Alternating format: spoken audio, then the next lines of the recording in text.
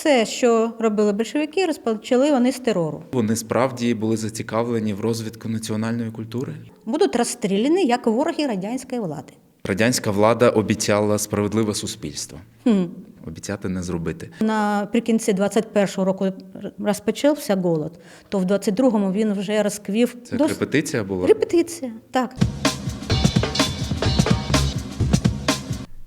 Мене звати Ескендер. Я, на жаль, не народився у Криму. І це подкаст «Співострів». Він про те, що не можна окупувати.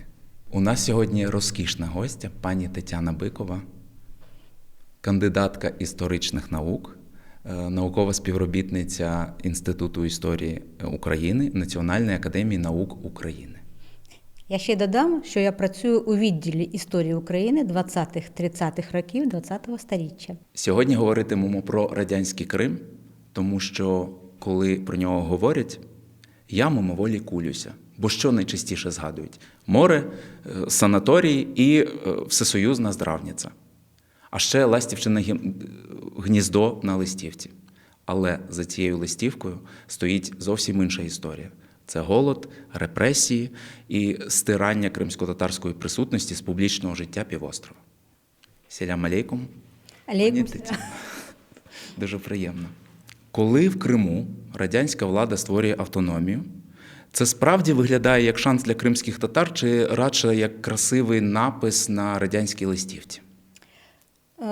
Після того, як восени 1920 року більшовики остаточно захопили півострів, до того вони 2 рази створювалися Кримські республіки більшовицькі, але тоді в 1918 та 1919 році вони не закріпилися на півострові, але ж після 20-го все остаточно завоювали Крим і розпочали будувати Радянську республіку. Як все, що робили більшовики, розпочали вони з терору. І червоний терор, який протягом 20-21 років прокатився по півострову, він був жахливий. Він перевищив навіть все те, що до того робили більшовики в інших місцевостях. По найменшим прикидкам різних спеціалістів, істориків, то називають цифру майже 100 тисяч вбитих людей, які потрапили під червону руку. Під червону руку, так. Після того, як в Криму створили так званий Кримревком, це був орган влади. Кримський революційний комітет. Ревком. Кримревком. Большевики полюбляли скорочувати свої назви. Дуже сильно, да. І створювати ось такі укорочені абревіатури. І ось Кримревком став одною з основних влад, яка керувала всіма подіями, що відбувалися на півострові. Ще одною владою був ЧК, який також.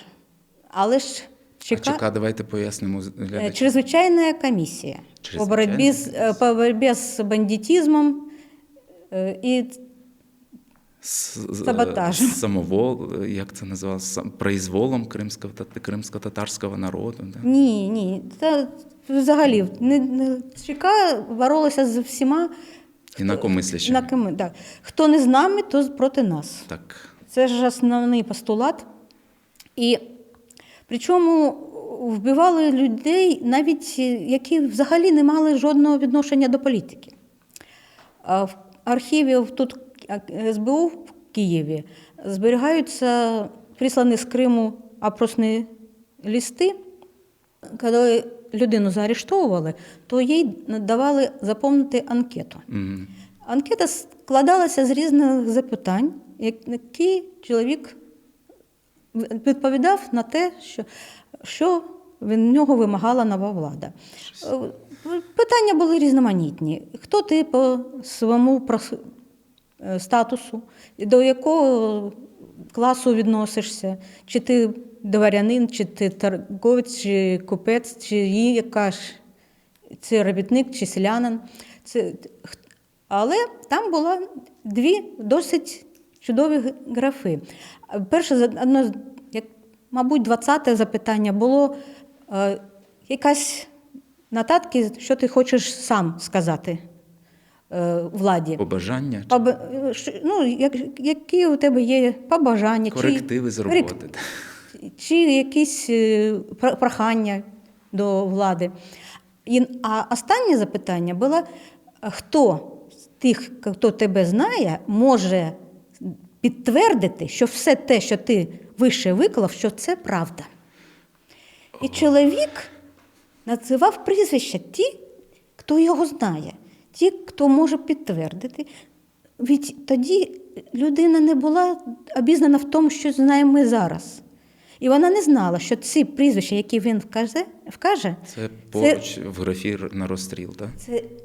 це вже завтра, а може післязавтра, вони будуть заарештовані. І вони також будуть заповняти оцей ж самий анкетний. І кожен з них ще і там кожен по 2-3 буде прізвища. писати, хто його знає. І це круги розширюються. І от одної справи я торкнулася, побачила таку, цей попередній графік, де людина має якісь побажання до нової влади. Один чоловік, я запам'ятала, йому було 28 років. Він написав, що я приїхав до Криму у червні 20-го року. Я привез свою хвору на чахотку дружину. Ага, лікуватися.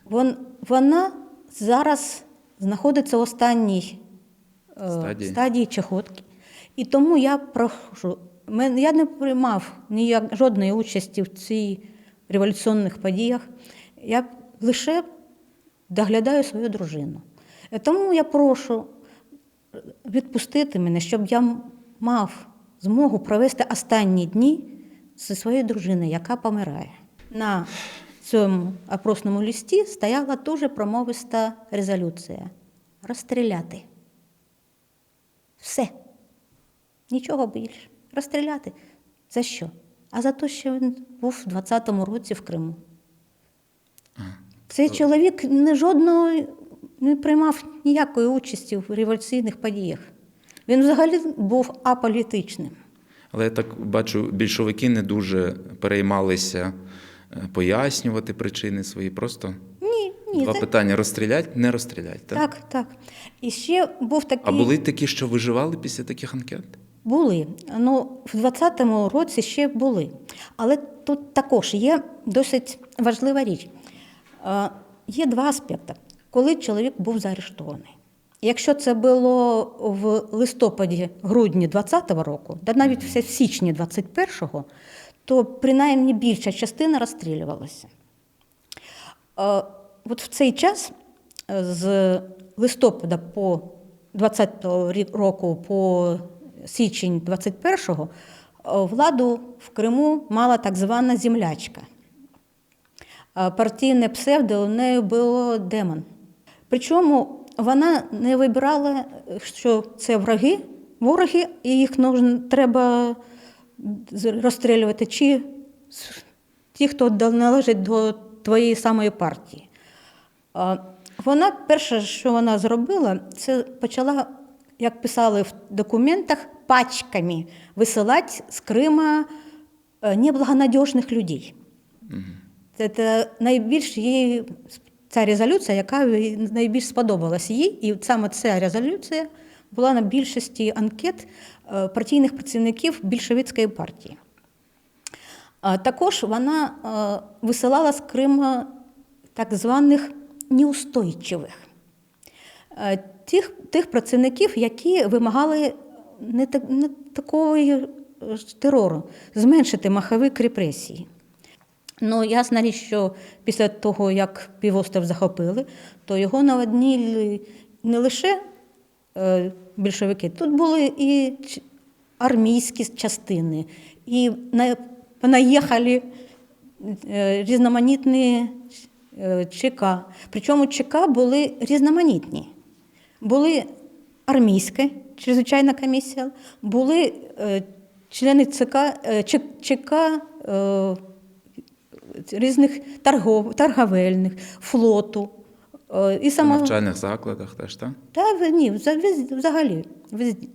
звідки. І от ЧК також приймала активну участь у терорі. І ось до січня 21-го терор був страшний. І тих, кого заарештували, майже не мало змоги вижити.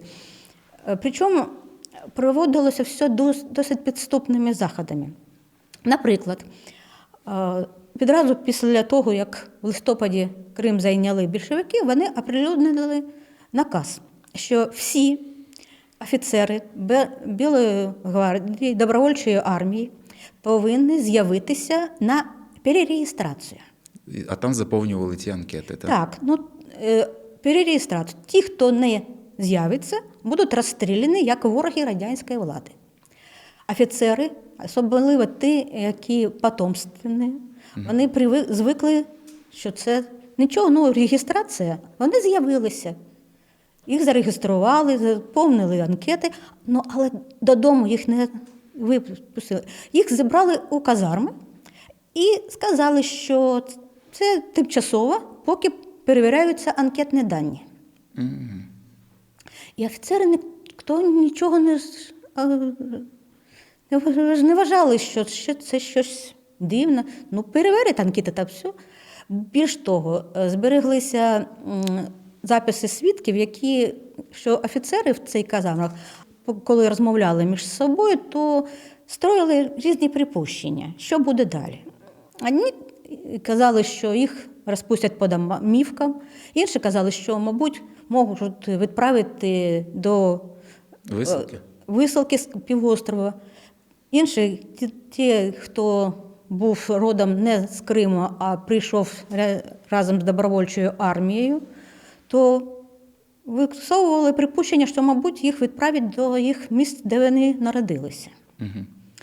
Але як тільки закінчилася так звана реєстрація, то майже всіх цих офіцерів вбили. І нікого не випустили. Пані Тетяно, а як радянська влада обіцяла справедливе суспільство? Обіцяти не зробити. І одразу після того наступає найжахливіший голод у Криму. Так, але ж до того було досить багато причин, чому цей голод сколихнув. Так ось, коли Крим захопили, сюди почали приїжджати з великої землі багато людей. І вони розпочали тут вводити радянські порядки, радянський строй життя. Угу. І перш за все це стосувалося того, що був так званий Бела Кун, а він працював в Криму, і він сказав таку досить цікаву в лапках фразу, що Крым уже на 3 года отстал в революционном развитии. Так. И наше дело его подтолкнуть. Все те 3 года, что советская власть строилась. Влаштуємо п'ятилетку, так? Так, п'ятилетку за 3 дня. І от, розпочалось підталкування Крима. І підталкували отак голодом? Так. Перш за все, була введена продрозкладка.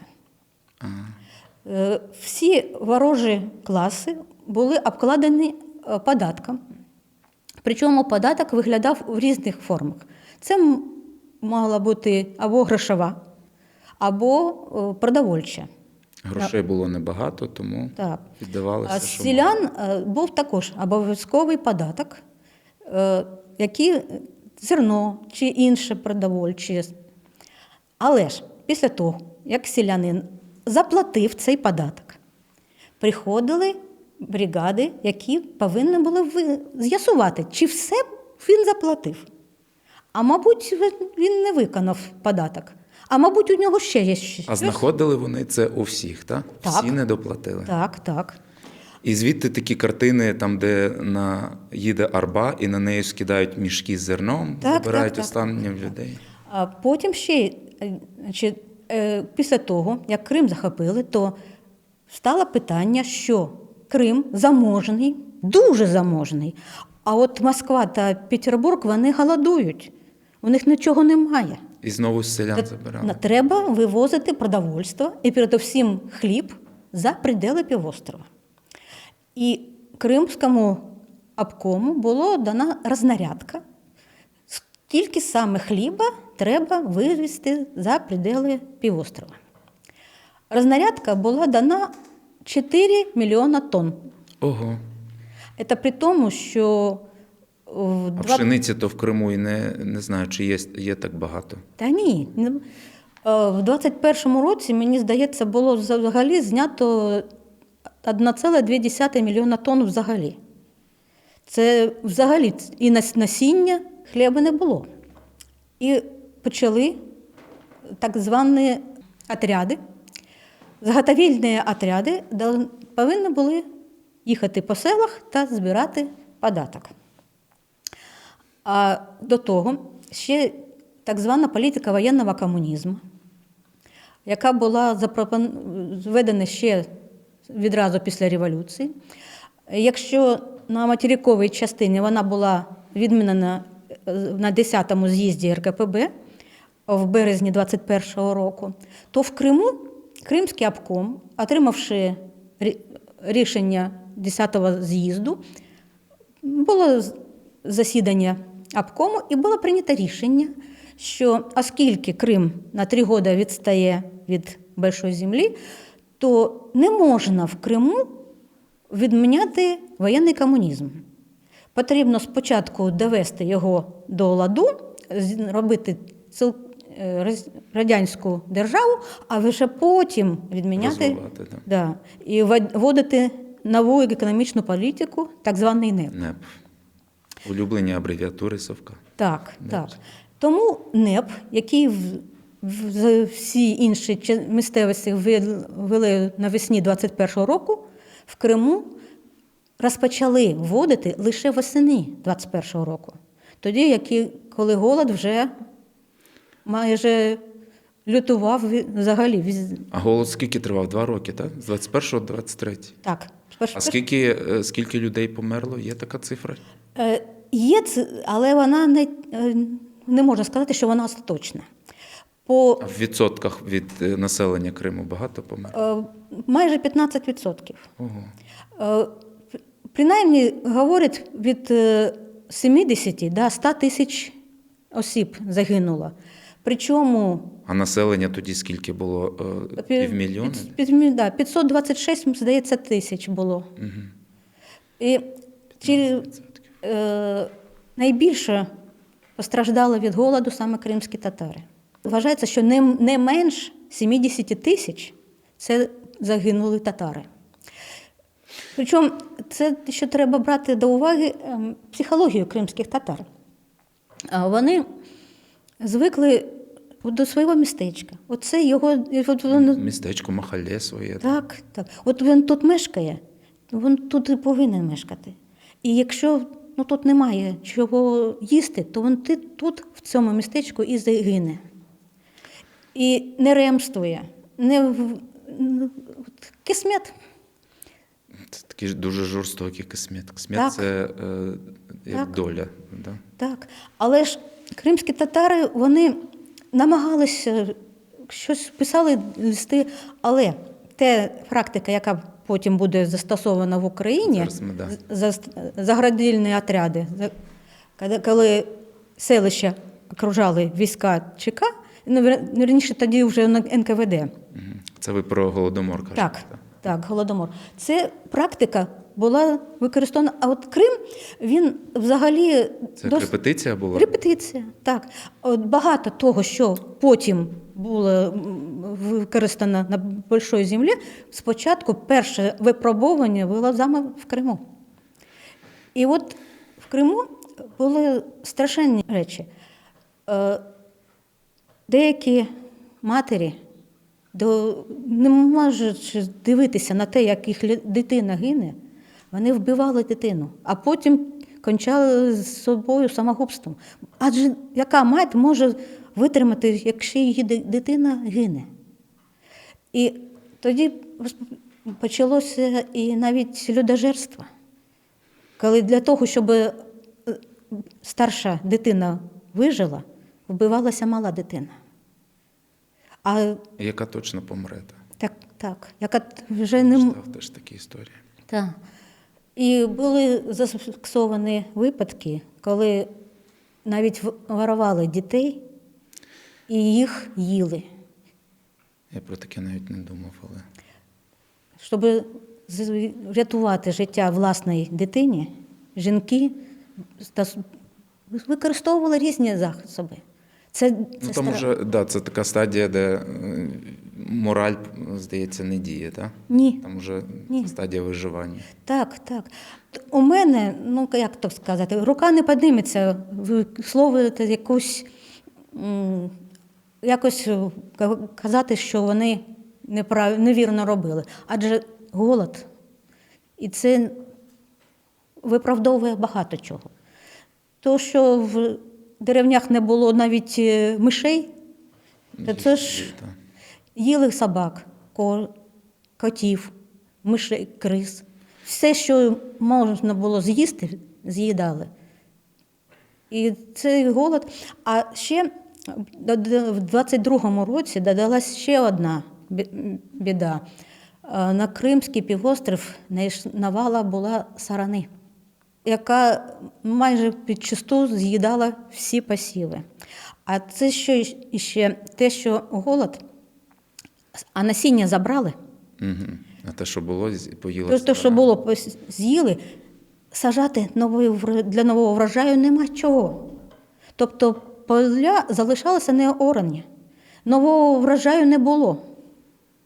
Тобто все з'їли, а сіяти нічого немає.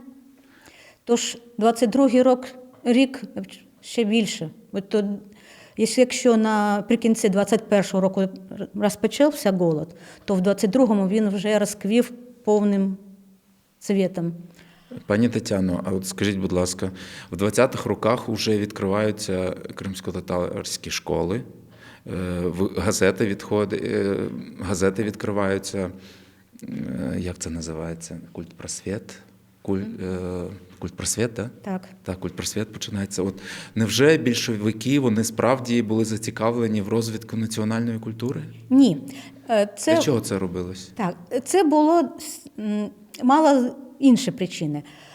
Більшовики протягом всього свого існування характеризувалися декількома основними моментами. Це курс на світову революцію, хоча офіційно вони начебто відмовилися від цього курсу на початку 20-х років, але ж дійсно протягом всього існування Радянського Союзу цей курс негласно, але існував. Адже нічим іншим ми не можемо пояснити, наприклад, вторгнення в Афганістан. Це також курс на світову революцію, але ж з іншого боку. Тож цей курс на світову революцію, особливо в 20-ті роки, вже продовжував існувати. І коли створювали в Криму республіку, одним із факторів, чому її створили, був той самий курс на світову революцію. В газетах, які друкувалися в Криму протягом літку 21-го року, було багато статей, які були присвячені так званому, що Крим обґрунтування декількох думок, і одна з яких звучала так, що Крим – це наш форпост для проникновення в Азію. Так вони зв'язали кримських татар. Значить, було таке намагання, що в Криму потрібно створити образцову республіку, яка би продемонструвала всій Азії, як добре, як гарно жити в Радянській Республіці мусульманам. З 26-го року, по суті, розпочинається Відкат? Так. Початок кінця заігрувань з кримськими татарами і з мусульманським населенням. І там уже ціле покоління, цілий пласт інтелігенції знищений. Так. В 28-му році був заарештований Велій Ібраїмов. І от з цього моменту, це перший випадок на території Радянського Союзу, коли був заарештований голова республіки. Ясна річ, що у Валерія Ібрагімова було багато нарікань до нього, сформулюємо це так, з боку московського керівництва. Адже був такий проєкт створення в Криму Єврейської республіки. Під цей проєкт радянська влада отримувала величезні гроші від Агроджойнт. Це організація американська, яка підтримувала євреїв і їх переселення і створення майбутньої Єврейської республіки. Опять-таки, це було зроблено в піку Великої Британії, яка підтримувала євреїв в Палестині і намагалася Там створити для них райські умови. Так, так. І Радянський Союз вирішив втрутитися в цю справу і натомість організувати для євреїв республіку в Криму. І через це було прийнято рішення, була створена організація допомоги переселення євреїв до Криму. Вона отримала назву КОМЗЕТ – Комітет допомоги. І от цей КОМЗЕТ отримав, якщо так можна сказати, карт-бланш на те, щоб перезаселити Крим євреями. Але ж вони вибрали собі найбільш родючі землі. Це південний берег Криму.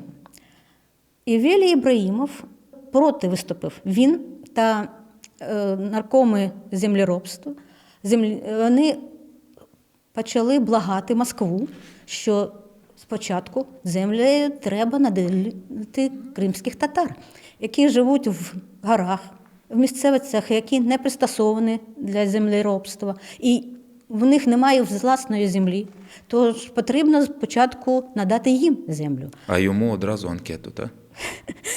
Не зовсім. Там було йому доган декілька було.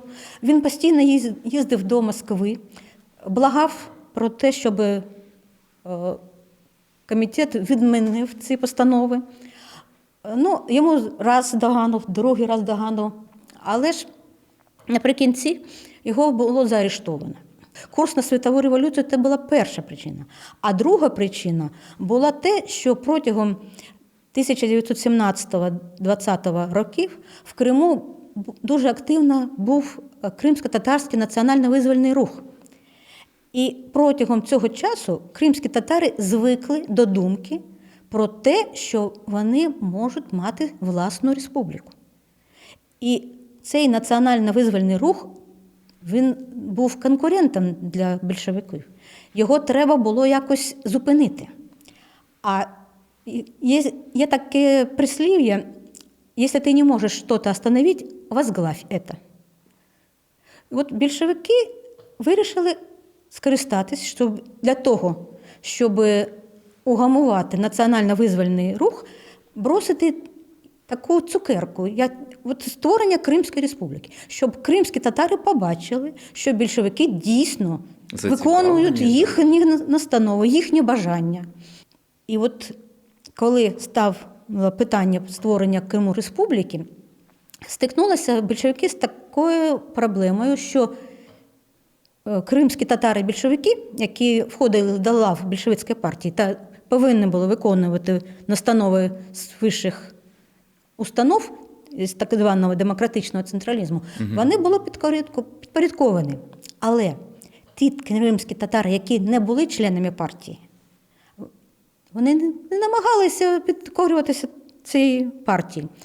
І влітку 21-го року, в червні, була проведена конференція безпартійних татар, на якому намагалися, щоб обговорити питання створення Кримської республіки.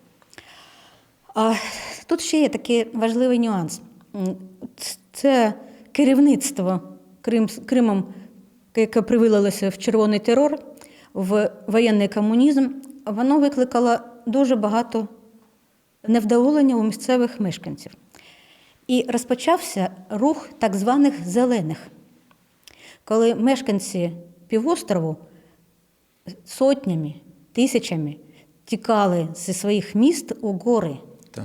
Там Ховалися. і ховалися і створювали загони, які, наприклад, якийсь загон створювався в горах, і коли заградільні отряди приїжджали в якесь село, грузили все продовольство, все, що там викрадали, на телеги і уїжджали, то на дорогі їх чекали ці збройні загони, вбивали цих більшовицьких представників, Морд.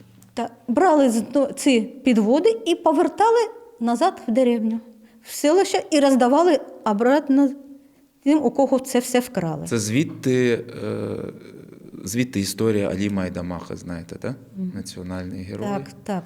І так звані, Інгут місцевий. і так звані «зелені», вони створили таку річ, що протягом 21-го року це вже були майже не тільки загони, а навіть чуть ли не армія, яка повставала проти більшовицької тиранії. І в березні 21-го року до Криму приїхав Султан Галієв, який повинен був вивчити стан справ в Криму. Султан Галієв – це Казанський. з Татарстану. Так. Він 3 місяці перебував в Криму, а потім написав змістовний документ, доповідь до Москви про все те, що відбувалося в Криму. Ця доповідь, вона створила ефект бомби, що розірвалася. Адже він відверто описав все те, що відбувалося на півострові, що творили більшовики. Про загони зелені. Так, про землячку, про те, як вона керувала, про те, що... І в висновках він написав таку річ, що Крим, на даний момент, ми стовкнулися з тим, що ми можемо загубити Крим взагалі, що вибухне повстання, Яке ви не зможете. яке ми загасити. І це викликало в Москві занепокоєння. І до Криму була надіслана повноводча комісія, яка повинна була розібратися з всім, що тут відбувалося, і привести огляд діяльності Кримського обкому.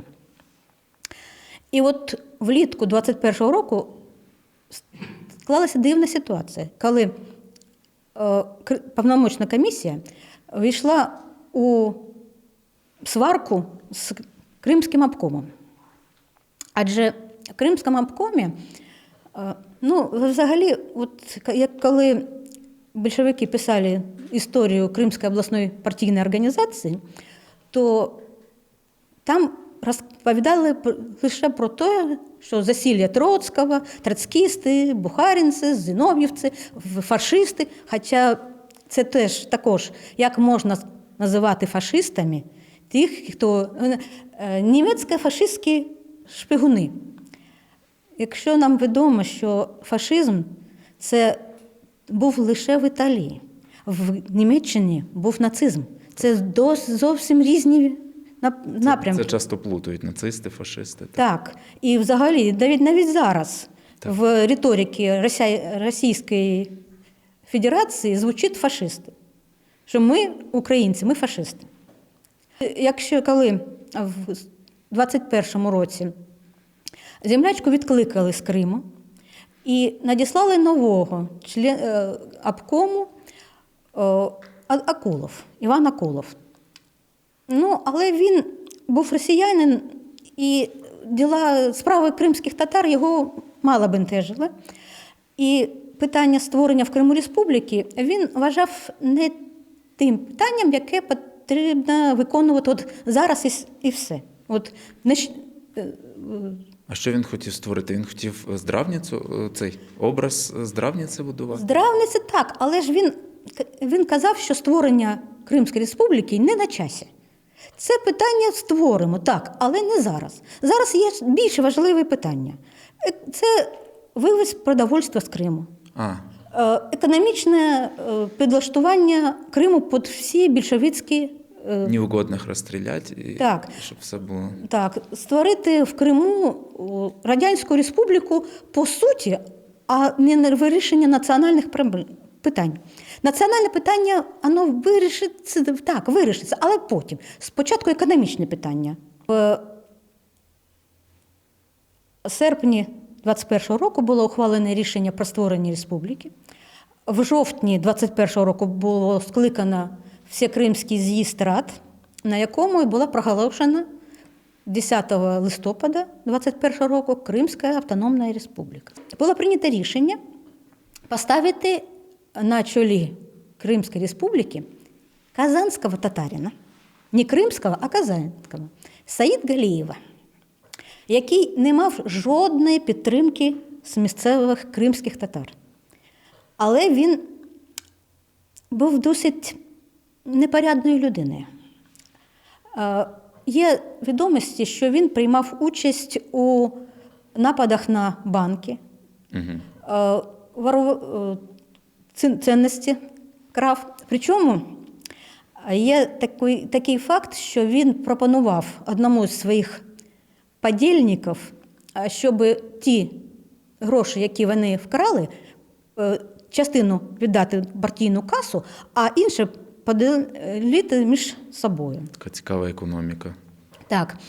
І коли це його напарник відмовився, і більш того повідомив в Казанському комітеті про цю пропозицію, то Саїд Галієв прийняв рішення стратити всіх тих, хто знав про цю його пропозицію. Вбити свідків. Свідків вже не залишають. Йому не вдалося цього зробити, але цей факт добре був відомим Сталіну. Так от, коли Сталін знав, що Саїд Галієв знає його те, що було у нього в прошлому, і те, що він робив, він вважав, що Саїд буде керований. І Саїд Галієв прибув до Криму і очолив обком. І перше, що він почав робити, це перетаскувати своїх людей, тобто казанських татар до Криму. І склалося досить дивне становище, коли всі партійні, радянські посади почали займати казанські татари. Ті, які по рознарядці мали давати татарам, вони підтримували не кримські татари, а казанські. І це викликало, ясна річ, невдоволення з боку кримських татар. Ну так, бо для нас була різниця. Так, і тоді, в 23-му році, а в 23-му вже трохи вгамували голод і почали займатися... До речі, ще таке питання. Коли кажуть про голод, про те, як голодувало населення Криму, то майже ніколи не згадується про те, як голодували кримські партійні працівники. А вони голодували? А вони ні. Ні, вони ні, жодним чином. Все, що забиралося в селах, проходило через міста і там залишали шматочки. В Кримському архіві зберігаються досить цікаві документи. Там є, коли я працювала в Кримському архіві, я дивилася ці документи, тобто робила виписки. Там чорним по білому написано про те, скільки продовольства треба направити до Кримського обкому. Адже працівники Кримського обкому отримували пайки. Причому пайки, там такий набор продуктів, що коли знаєш про голод і читаєш, що вони їли, пили, то дуже різниця разюча. Да. Є документи в архівах о тому, що в Ялту надіслана машина, яка повинна привезти до Сімферополя різноманітні продукти, тканини, вино. Причому масштаби цих, що повинно було привезти, вражають. Або такий лист, що там, значить, якесь місто, там утримуються 2 корови, які повинні давати молоко та різноманітні продукти, сир, там, творог для членів обкому. І цих корів жодним чином не можна трогати і не можна брати це молоко для годування місцевих мешканців.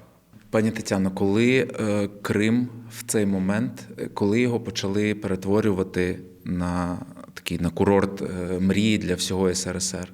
Це вже після депортації 44-го року чи почали раніше? Раніше. В 30-ті? Ні. Взагалі, перший декрет про перетворення Криму в всеросійську оздоровницю, це був підписаним Леніним у 21-му році, в грудні 21-го року. Проте, оскільки розпочався голод, то це не було... Не хотіли їхати, так? Да? Те, що не хотіли. Але коли розпочався голод, то Гавен, він очолив Допомгол, так звана організація допомоги голодуючим. Угу. І він намагався заборонити в'їзд до Криму нових мешканців, адже ці голодували. І тому протягом часу, коли був голод, було небагато людей, які були в Криму. Але ж вся партійна верхівка, тим не менш, вона всецело віддихала саме в Криму. І це привело до того, що почали масштабне будування різноманітних санаторіїв, будинків відпочинку. І коли це будували, то жодним чином не враховувалася місцевість, географія місцевості.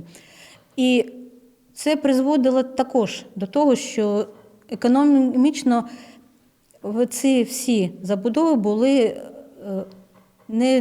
приносили не то, що прибутку, а взагалі були збутковими. Да, так. І це також покладалося на місцевий бюджет. Ну, ясна річ, що вже після того, як голод вгамували, то розпочалась для радянської влади це була вітрина. І повинна було побачити всі, що мешканці щасливі, так, і що представники інших територій Радянського Союзу, передусім робітники, селяни, тепер можуть відпочивати так, як ніколи раніше за Російської імперії не мали змоги бути на південному березі Криму. І тому створювалися санаторії. Палаци, які раніше мешкали інші власники, їх забирали та там влаштовували санаторії. Ну, найбільш відомий Воронцовський палац. Також ми можемо згадати той же Хорез. Це зараз була гостиниця Дніпро. Угу. Лівадійський. Лівадія, так. Дюльбер. Дюльбер – це також. Но Дюльбер, він був призначений для вищого керівництва.